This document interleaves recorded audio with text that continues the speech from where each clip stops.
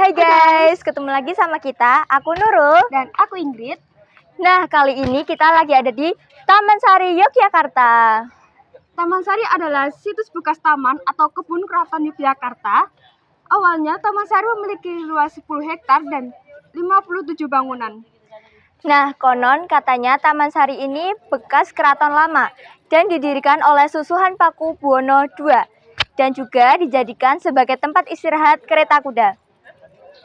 Nah, daripada penasaran, ini kita langsung beli tiketnya dan masuk yuk. Yuk.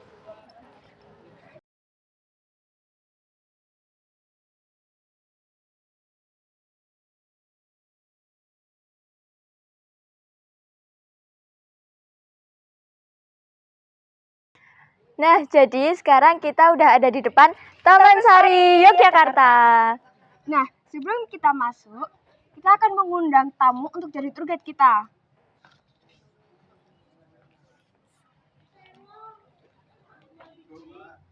Selamat pagi. Selamat pagi, Pak. Pagi. Ya, perkenalkan ya. Nama saya Agus. Oh, iya.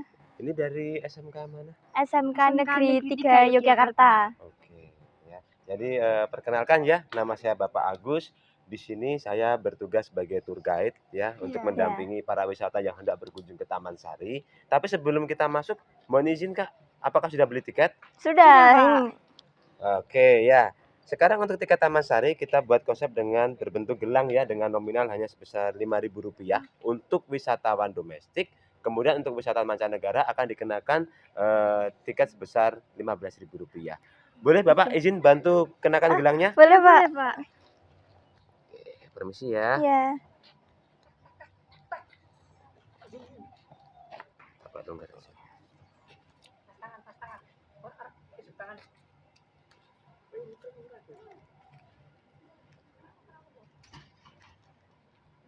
Oke, jadi setiap wisata yang hendak berkunjung ke Taman Sari wajib menggunakan gelang tiket ini sampai dengan beliau menyelesaikan kunjungan di area Taman Sari ini. Mungkin Bapak bisa menjelaskan sedikit tentang Taman Sari sebelum kita masuk ke dalam? Boleh. Jadi untuk Taman Sari ini dulu merupakan bangunan peninggalan pada masa Sri Sultan Hamengkubuwono yang pertama. Ini dibangun di medio tahun 1758 oleh beliau dengan maksud dan tujuannya adalah menciptakan wahana tempat berlibur, bersenang-senang bagi Sultan bersama dengan para putri-putri yang beliau miliki. Dibangun di atas tanah seluas hampir 10,4 hektar sebetulnya ya untuk secara keseluruhannya, dan terdapat lebih kurang 57 bangunan di kawasan Taman Sari ini. Iya, berarti luas sekali ya, Pak ya? Sangat luas sekali, Kak. Akan tetapi mungkin untuk saat ini yang kita kunjungi tidak seluas yang Kakak bayangkan ya, Kakak pikirkan ya. Untuk Taman Sari ini saat ini sudah beralih fungsi menjadi suatu konsep destinasi wisata bersinergi dengan keberadaan warga masyarakat sekitar yang tinggal di sekeliling objek wisata Taman Sari. Oh, gitu. Kalau gitu boleh kita masuk sekarang? Monggo silakan, mari kita dampingi.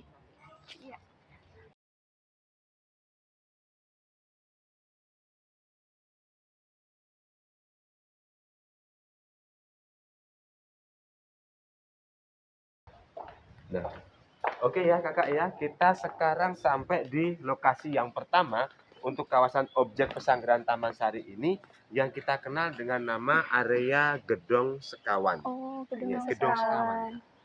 Bahasa Gedong Sekawan itu kita ambil dari bahasa adanya 4 buah bangunan yang dulu difungsikan sebagai tempat beristirahat bagi putri-putri Sultan, sekaligus kita aturkan sebagai salah satu wahana tempat menaruh gamelan yang nantinya setiap Sultan berkunjung, maka beliau akan disambut oleh tari-tarian para putri-putri Sultan, Kak, pastinya. Ya, jadi mohon izin Kak, zaman dahulu untuk putri-putri aja Anda kata ingin menari itu nanti ada di bagian center area ya, di bagian tengah, kemudian di kiri kanannya ini kita aturkan sebagai tempat bermain gamelan, sedangkan mohon izin Sultan akan menikmati dari atas balkon ini, Kak. Nah, jadi gapura panggung. Ini yang dulu menjadi pintu keluar Taman Sari, sekarang menjadi pintu masuk. Ini balkon yang di bagian atasnya kita gunakan sebagai tempat duduk bersandar Sultan, menikmati pertunjukan tari-tarian dan mendengarkan gamelan musik. Berarti menyaksikannya dari atas ya? Betul Kak, tepat sekali. Jadi beliau kalau ingin menikmati cukup naik ke atas balkoni melalui dua sisi anak tangga. Di bagian sebelah kiri ataupun di bagian sebelah kanan. Seperti itu, untuk naik ke atasnya. Nah, di sini selain berupa konsep bangunan, Taman Sari pastinya juga kita buat dengan konsep botanical garden, Kak. Botanical Apa garden. itu, Pak? Botanical garden itu maksudnya setiap di area Taman Sari ini beliau menanam berbagai macam aneka ragam tanaman herbal atau tanaman obat. Kala makara. Iya. Itu sebagai satu simbol bentuk tradisi budaya Hindu untuk penggambaran tentang budaya Jawa kami menyikapi hal-hal yang sifatnya buruk, kita cukup memberikan dengan simbol-simbol yang seperti di hadapan kita ini. Oke. Oke. Mungkin bisa lanjut, Kak. Boleh, silakan.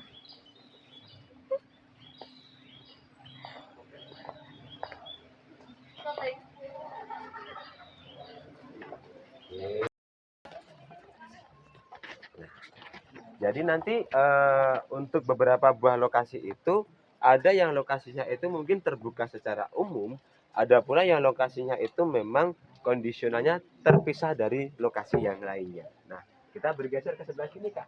Cukup luas ya? Iya, luas. Luas sekali ya. Walaupun dengan kondisional saat ini cuaca cukup panas, tapi yang terpenting dari suatu konsep kunjungan itu adalah kakak-kakak semuanya nyaman. Iya. Nah, di sebelah kiri kakak-kakak semuanya ini ada terdapat bangunan yang kita gunakan sebagai tempat untuk ganti busana. Kalau bahasa Jawa namanya gantos rasukan. Ya, ganti pakaian. Ya, ganti rasukan. Itu tempat ganti pakaiannya bagi para putra-putri yang dimiliki oleh sultan. Nah, kemudian di kiri kanannya terdapat seperti bentuk ornamen sangkar burung, Kak. Iya. Ya, sebenarnya itu bukan sangkar burung, Kak, tapi kita gunakan sebagai tempat membakar aroma terapi, aroma wangi-wangian. Dan pada zaman dahulu kita gunakan sebagai salah satu media andai kata putri-putri sultan ingin mengeringkan rambutnya. Karena tahun 1700 belum ada yang namanya hair dryer. Seperti itu. Nah, kenapa kita kasih yang namanya sangkar burung seperti itu? Maksud dan tujuannya menjaga kekuatan daripada situs di bagian dalam agar tidak cepat rusak. Mengingat konsep kolam pemandian ini semuanya terbuka. Tidak ada lokasi yang tertutup kecuali tempat yang namanya gedong. Yang lainnya semuanya pasti akan terbuka. Berarti itu bangunannya digunakan untuk ganti pakaiannya? Betul sekali. Sangat tepat untuk ganti pakaian. Di kiri ataupun kanan kita aturkan sebagai tempat ganti pakaian. Seperti itu. Nah, kalau untuk kolamnya, yang pertama yang kita kenal dengan nama umbul kawitan diambil dari bahasa wiwit, berarti mulai. Maka zaman dahulu untuk di kolam bagian sebelah kiri kita ini yang kita aturkan sebagai tempat mandinya bagi putri-putri sultan, tapi yang masih berusia kecil atau belum usia dewasa, seperti itu. Jadi memang lokasi di sini untuk kolamnya anak-anak raja yang masih kecil-kecil, maka kita buat konsep airnya tidak terlampau dalam, Kak. Kedalamannya pasti akan berbeda, seperti itu. Berarti untuk pemandian antara yang masih kecil sama yang remaja itu udah beda ya? Sudah dibedakan antara yang masih kecil, remaja, bahkan sudah beranjak dewasa. Pasti akan kita bedakan semuanya. Karena memiliki konsep memberikan tingkat kenyamanan kepada setiap masing-masing putri-putri yang beliau miliki. Nah, mohon izin, Kak, kita tengok ke bagian sebelah kanan. Nah, pastinya di sini kakak akan melihat satu buah kolam lagi, kolam yang kedua. Ini yang namanya adalah umbul pamuncar. Pamuncar, Kak. Mungkin dari bahasa pamuncar itu kita ambil dari bahasa muncar, berarti memancarkan, mengeluarkan. Maka zaman dahulu umbul pamuncar ini kita aturkan sebagai tempat mandinya bagi putri-putri sultan yang sudah beranjak remaja. Jadi kalau yang beranjak remaja, beliau akan mandi di kolam bagian tengah sini. Sedangkan untuk yang menara yang kita lihat dari sini ya cukup tinggi, menaranya ada 2 buah lantai. Menara yang cukup tinggi itu yang kita aturkan sebagai tempat duduknya bagi putri-putri sultan sekaligus menikmati pemandangan di sekeliling area Taman Sari, Kak. Karena dulu semuanya masih berupa perkebunan buah serta taman bunga. Berarti yang itu hanya digunakan untuk duduk-duduk sambil melihat pemandangan? Betul, jadi hanya untuk duduk bersantai putri-putri raja menikmati pemandangan di area perkebunan buah serta taman bunga. Iya, Iya.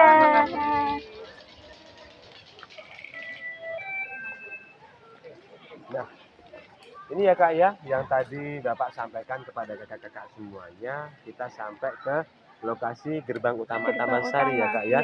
yang kita kenal dengan nama Gapura Agung. Gapura Ya, Agung. jadi Gapura Agung itu merupakan bangunan khas yang menjadi pintu utama Taman Sari dengan tata ruangnya terletak di arah bagian sebelah barat. Mungkin ada yang mau ditanyakan dengan arah sebelah barat? Di dalam bangunan itu ada ruang-ruang atau hanya kosong? Itu ruangan kosong kita aturkan sebagai tempat untuk para prajurit berjaga saja. Seperti itu. Berarti Jadi hanya digunakan untuk prajurit penjaga? betul sekali. Dengan konsep sultan yang zaman dahulu dengan istilahnya sangat syar'i, maka zaman dahulu kita masuk Taman Sari dari arah sebelah barat itu keinginannya menyesuaikan dengan yang namanya arah kiblat.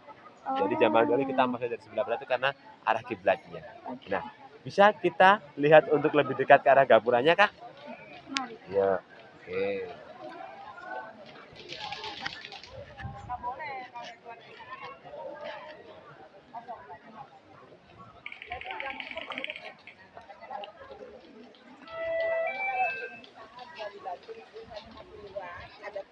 Oke ya Kak ya, seperti itulah ornamennya dari Gapura Agungnya. Cukup besar, tapi ketika gempa bumi 2006 untuk bangunan ini mengalami kerusakan. Jadi 2006 itu untuk ornamen Gapura Agungnya ini di bagian belakangnya patah. Kemudian kita kasih besi, kita gunakan untuk menjaga agar bangunannya tidak hancur. Pak, tanya ini sebelah sini tuh ada tangga ya? Ada, Itu fungsinya buat apa ya Pak? hanya untuk naik ke atas balkoni yang zaman dahulu kita aturkan sebagai tempat untuk pos para prajurit memantau keadaan, mengantisipasi jangan sampai ada musuh yang masuk ke dalam komplek pesantren Taman Sari. Berarti ini khusus untuk prajurit, di atas balkon untuk memantau, Ya, yang bawah untuk prajuritnya. betul sekali. Atas dan bawah kita fungsionalkan sebagai tempat untuk prajurit yang berjaga. Sedangkan saudara akan menikmati di tempat kita berdiri ini, yang namanya gedung lopak-lopak. Bentuk bangunannya segi 8 Kak. Ya, Segi segi 8. 8. Ya, ini dulu kita aturkan sebagai tempat untuk makan kapur sirih. Tapi mohon maaf, karena faktor sesuatu hal ya, faktor alam, ada gempa bumi, letusan gunung berapi, maka bangunan yang namanya gedung lepak-lepak ini sudah mengalami banyak kerusakan dan kemungkinan besar belum akan kita rehab kembali. Berarti ini dulu berbentuk bangunan atau hanya seperti ini? Berbentuk bangunan mungkin tidak terlalu tinggi, tapi lebih ada banyak tempat untuk kursi, tempat duduk beliau untuk menikmati perjamuan yang berasal dari hasil perkebunan buah serta taman bunga yang berada di sekeliling area objek. Mungkin kita bisa lanjut berikutnya, Kak? Boleh kita ke sebelah lokasi yang berikutnya yaitu Pulau Kenanga atau Pulau Cemeti, melewati jalur yang namanya area masjid di bawah tanah, lewatnya jalurnya lewat perkampungan sebelah sana. Monggo kita ke sebelah sana.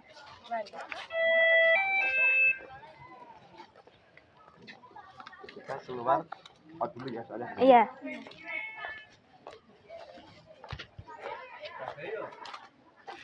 Oke Kak, yuk kita sekarang menyusuri area kompleks Kampung Cyber Kak.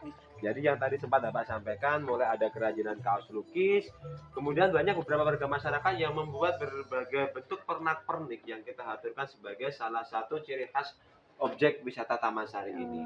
Nah di sebelah kiri yang kita lihat adalah tempat yang disebut dengan Voice of Jogja, salah satu bentuk kerajinan yang namanya pembuatan kaos berdasarkan dari serat bambu. Ya, jadi banyak serat bambu dengan berbagai macam bentuk kaos yang nanti akan menggambarkan tentang tradisi-tradisi budaya Jawa. Nah, Sangat khas ya berarti. ya sangat khas sekali Kak, karena beliau tidak membuat konsep cabang di luar, tapi hanya ada di dalam objek Taman Sari ini, tapi bisa dipesan secara online. Ya. Sudah bisa online ya? Bisa. Jadi untuk jalur wisata yang kita lewati ini karena ini masuk dalam integritas dengan Kampung Cyber, maka hal-hal yang sifatnya kita berbasis dengan IT itu pasti bisa kita lakukan. Nah, kemudian selain itu adalah berupa yang namanya kampung batik, seperti yang kakak pakai. Iya. Pakai juga baju batik. Jadi memang untuk perkampungan yang kita lewati ini, di sinilah banyak para pengrajin batik seperti itu. Dari konsepnya di sini mayoritas para pengrajin itu membuat pakaian-pakaian berdasarkan dengan konsep batik tulis Kak. Oh, batik tulis ya? Iya, batik tulis. Rata-rata di sini yang pure yang kita sajikan kepada para wisatawan itu adalah konsep batik Batik tulis. tulis. Maksud dan tujuannya yang namanya batik itu ya ditulis. Kalau Iya. kita cap ataupun kita konsepnya ada printing itu bukan batik, tapi kita hanya meniru dari konsep model ataupun karakteristik dari suatu bentuk batik. Oh, iya. Kalau batik soalnya pasti harus ditulis. Ditulis. Iya. Karena apa? Itu merupakan salah satu bentuk konsep bagaimana kita melestarikan tradisi daripada para leluhur sebelumnya. Oh, iya. Berarti emang di sini kreatif-kreatif ya? Ada yang buat kaos dilukis, Iya. buat batik. Betul, memang kita mengikuti apa yang pernah disampaikan ketika Kemenparekraf berkunjung sini, kemudian Putri Sultan Gusti Bendoro berkunjung ke Taman Sari ini, bagaimana setelah fase pandemi, monggo kita bisa bangkit, kita pulihkan kembali perekonomian dengan menggerakkan masyarakat sekitar dengan konsep UMKM bersinergi dengan keberadaan situsnya. Jadi adanya situs akan berakibat yang positif untuk warga masyarakat yang tinggal di sekelilingnya. Setidaknya keberadaan situs itu bisa menunjang kesejahteraan. Iya. Nah, kita ke kanan, Kak. Kita akan melewati kampung batik yang berikutnya sekaligus menuju ke arah Sumur Sumur Gemuling. Gemuling. Inilah nama situs Sumur Gemuling atau Masjid Bawah Tanah yang sudah diakui oleh Kementerian Pendidikan dan Kebudayaan, Direktorat Jenderal Kebudayaan atau BPCB, Badan Pelestarian Cagar Budaya, tentang keberadaan situs ini.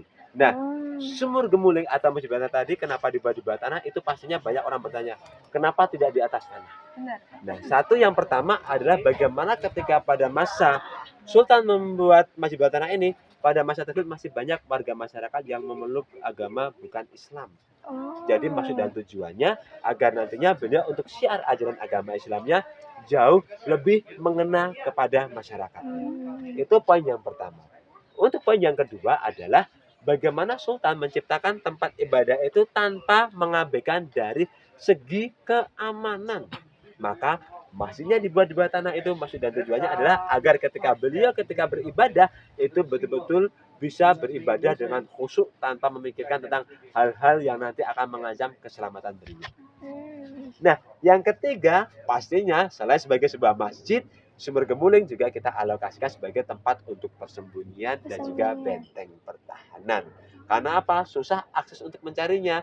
Untuk masuk ke Sumur Gemuling, kita harus menggunakan perahu. Yang kedua, kita harus melewati jalur lorong bawah tanah yang mungkin keberadaannya pada masa tersebut, lorong bawah tanah itu adalah hal yang sangat rahasia. Berarti nggak banyak orang tahu tentang lorong bawah tanah?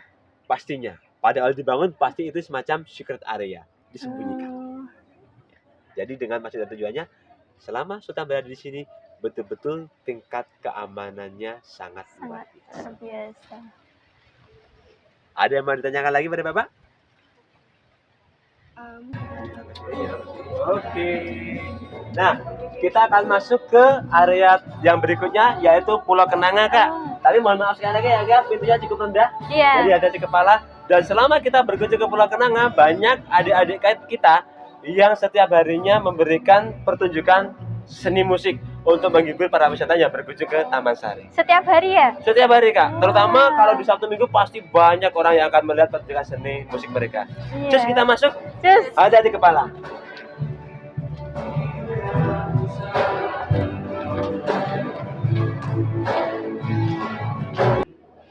Oke, Kak, hati-hati, Kak.